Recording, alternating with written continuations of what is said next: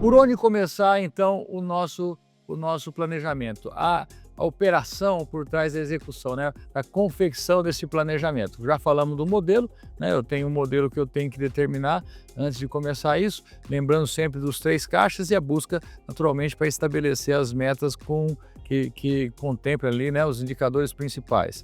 Bom, como a gente começa? A gente começa pelo faturamento. Então, o que a gente quer primeiro dentro da fazenda é entender o faturamento. E como a gente entende o faturamento? Bom, eu tenho que fazer uma evolução de rebanho entendendo quais vão ser as minhas vendas ao longo do ano.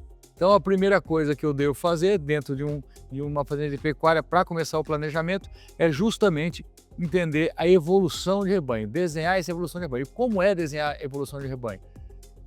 É imaginar, mês a mês, como vai ser o comportamento daquele gado. Então, por exemplo, categoria por categoria, não indivíduo por indivíduo, categoria por categoria.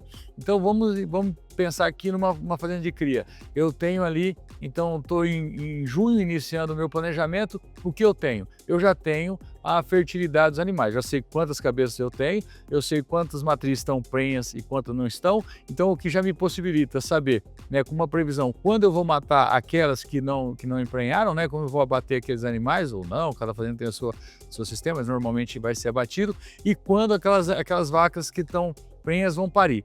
Ah, mas Rodrigo, não vão parir todas. Claro que não, porque eu tenho a perda pré-parto. Então, eu, na minha evolução, considero essa perda pré-parto e começo a determinar ali a partir de que mês aqueles animais vão parir. Da mesma forma, eu vou determinando depois da parição quando vai ser desmamado, a próxima estação que vai entrar em monta, quer dizer, as novilhas que entram em monta em outubro e assim por diante. Então, o fato é tentar imaginar, né, e com a experiência que vocês têm em fazenda é muito fácil, o que vai acontecer com esse rebanho ao longo do tempo. Estabelecendo isso, naturalmente eu já tenho as vendas, eu vou colocar um peso determinado que eu já trago das informações da minha fazenda do passado, porque eu sei quanto uma matriz minha pesa, eu sei quanto um bezerro pesa na desmama, quer dizer, eu tenho uma referência, tá certo? Vou colocar um valor de venda, muitas pessoas usam o valor médio da safra anterior como sendo uma base, e outros realmente já vão um pouco além, usando alguns indicadores de mercado futuro, quer dizer, escolha qual é o preço que você acredita que vai ser o que vai acontecer naquela safra, né? Atribua isso e vá ao animal lá e vai entender quanto vai ser o faturamento, não só do ano, mas por mês. Então, com isso, eu tenho o primeiro passo. Cada faturamento da fazenda, né? Junto com isso, o que eu vou ter? Eu vou ter o comportamento do meu rebanho. Ou seja, como eu fiz a evolução de rebanho para determinar o faturamento, eu também já tenho a evolução de rebanho que vai determinar a minha demanda forrageira, né? Então eu vou dar o segundo passo ali, o que vai ser? Determinar a minha curva de oferta forrageira. Vou pasto por pasto, determinando a lotação que esse pasto teve, ou que ele provavelmente vai ter, né, de média no ano, e vou determinar essa sazonalidade de produção dele. Se ele, quanto ele vai produzir no verão, quanto ele vai no inverno. A Embrapa tem uma tabela super interessante para isso, que tem fatores de correção. Eu vou entender se eu tenho alguma capineira, né, que eu vou poder produzir silagem, e quanto eu vou produzir de silagem, e quando eu vou produzir de silagem, e para quantas UAs isso aí ia dar. Quer dizer, eu vou ponto por ponto da minha fazenda, passo por passo, setor por setor, determinando o que eu vou produzir de forragem durante o ano, tá certo? Quando eu construo isso, eu conflito essa linha de oferta forrageira com a minha demanda, que foi feita para o animal, e entendo se está sobrando muito ou faltando em algum momento. Se está faltando, eu vou ter que tomar alguma atitude. E qual atitude vai ser?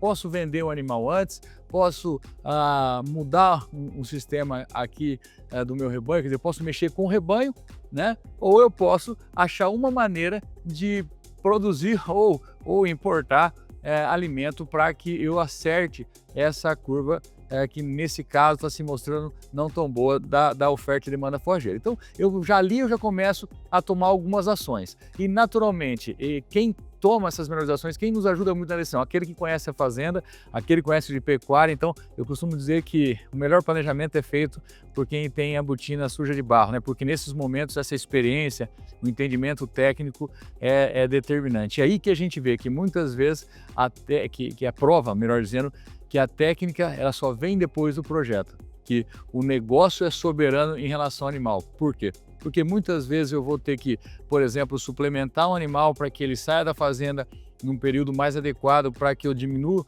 a minha demanda forrageira talvez no inverno ali, justamente para acertar essa curva aí que no meu caso está negativa, e eu vou ter que suplementar de uma maneira que individualmente pareça não ser tão bom negócio assim, mas que pro conjunto isso vai fazer muito bem, tá certo? Então eu vou começar a pensar e mexer essas peças aí nesse tabuleiro de xadrez, sempre pensando na demanda e oferta forrageira. Então esse é o meu segundo passo. E o terceiro passo é o meu orçamento. Eu já tenho lá o faturamento.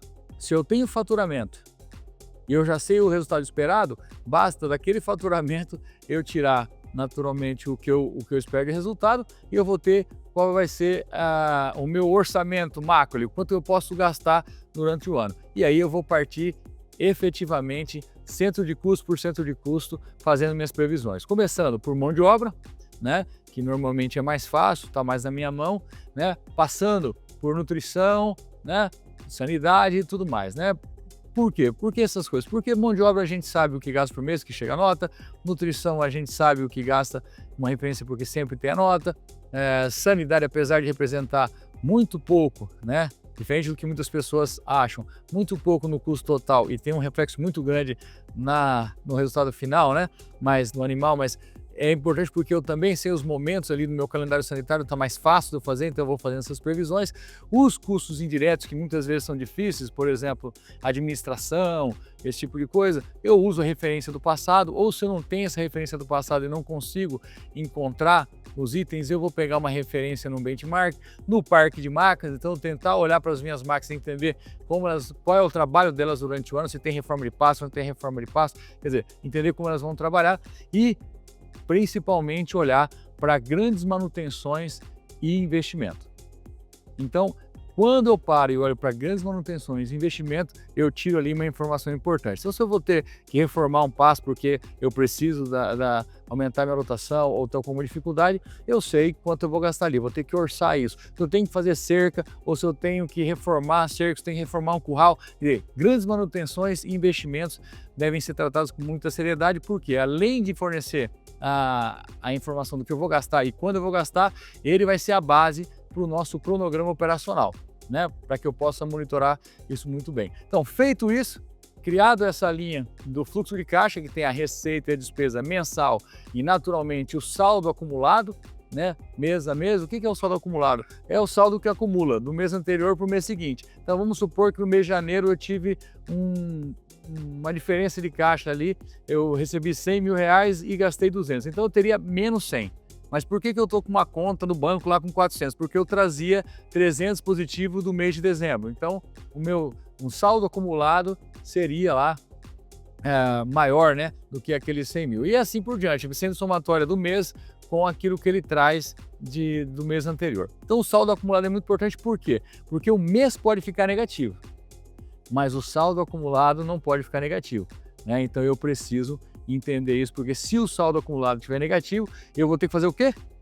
Eu vou ter que mexer no meu orçamento, comprar, vender, colocar alguma coisa mais para frente, tirar um investimento, tirar uma manutenção, mexer nesse orçamento, cuidado para não mexer naquilo que está diretamente ligado à produção, ou ir lá na produção, ir lá no rebanho e também trabalhar ele. Eu mexer no rebanho para que ele me ajude a ajustar isso, ou até, né, estrategicamente buscar um dinheiro de fora para acertar isso, entendendo que no futuro eu vou ter, na minha projeção, condição de pagar, isso faz bem. Quer dizer, é uma decisão gerencial, mas que precisa ter alinhado rebanho, pasto e dinheiro. Então eu falei do rebanho, da evolução de rebanho, faturamento e a demanda forrageira, oferta forrageira, então desenhar essa minha produção mensal aí de comida, né? Alinhar os dois, rebanho e forragem, quer dizer, entender como os dois se comportando e já começar a tomar alguma atitude ali, e por final colocar o financeiro na jogada, já que eu tenho